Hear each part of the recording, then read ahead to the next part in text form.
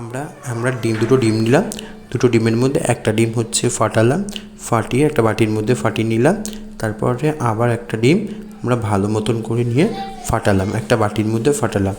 ফাটিয়ে নেওয়ার মধ্যে ওর মধ্যে অনিয়ন দিয়ে দিলাম। অনিয়ন দেখে নাও, অনিয়ন দিলাম। অনিয়ন দেওয়ার পরে ওটাকে ভালো মতন করে মিক্সড করলাম। মিক্সড করার পরে ভালো মতন করে পুরো মিক্সড হবে, ডিমের সঙ্গে মিক্সড হবে।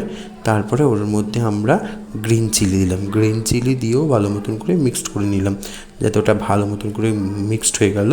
এবার দেওয়ার পরে নুন হলুদ সব কিছু দেওয়ার পরে এবার ওর মধ্যে আমরা বাটারটা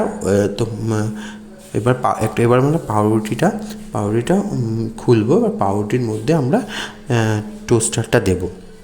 দেখে নাও আমরা এবার পাউরুটির মধ্যে কীভাবে টোস্টারটা দিচ্ছি, মানে ডিমের বাটারটা দিচ্ছে এর মধ্যে। এবার ওইভাবে আমরা পুরো ডিমের মধ্যে বা পাউরুটির মধ্যে ডিমের ভালো মতন করে ছড়িয়ে দেবো। তারপরে গ্যাসটা ধরিয়ে এবার তেলটা গরম হতে আমরা ওটাকে উপর করে দেবো আস্তে আস্তে করে। দেখো কেমনভাবে ফুটছে ওটা ভালোভাবে ফুটছে। ওটা এক সাইড পুরো লাল লাল হয়ে যাবে, তখন আমরা তুলে নেবো এপিট ওপিট করে। যখন পুরো লাল লাল হয়ে যাবে, বাট ওইটা যতক্ষণ হচ্ছে তখন আমরা আর একটা বেস্ট বানিয়ে নিলাম। দেখে নাও বেস্টটা।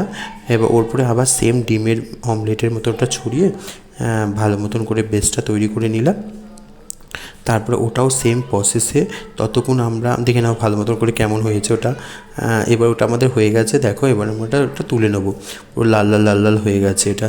এবার ওটা ঠিক ওরকম করে একটু হাতা দিয়ে নেড়িয়ে এবার ওটাকে আস্তে করে আমরা তুলে নেব। এবার অন্য একটা বেস্ট ওর মধ্যে দিয়ে দিলাম। দেখো আমরা অন্য বেস্টটা আবার দিয়ে দিলাম ওর মধ্যে। ওই বেস্টটাও ঠিক একটুখানি হাতা দিয়ে নাড়িয়ে ওটা করে নেব। এবার আমরা ওই বেস্টটাকেও হালকা করে দেখে নেবো ওটা কাঁচা আছে নাকি। এবার না দেখবো আরেকটু একটু সিদ্ধ হতে দিচ্ছি, টাইম লাগছে। এরপরে আমরা ওটা হয়ে যাওয়ার পর তুলে নেওয়ার পর এরপরে একটু চাট মশলা ছড়িয়ে দেবো, যাতে খেতে টেস্টি হয়। এবার দেখো আমরা খাচ্ছি কেমন লাগছে, খুব ভালো লেগেছে। তো প্লিজ সবাই কেমন হয়েছে প্লিজ সাবস্ক্রাইব করে দাও আমার চ্যানেলটাকে, new channel. Please thank you.